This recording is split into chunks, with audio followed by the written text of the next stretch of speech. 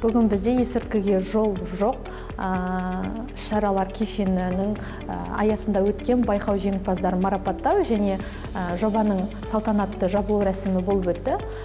Жоба аясында бізде 2 бағыт бойынша байқау жарияланған болатын. Ол бақ өкілдері арасында 5 аталым бойынша және жасөспірімдердің арасында сурет салудан бейнероликтер байқауы.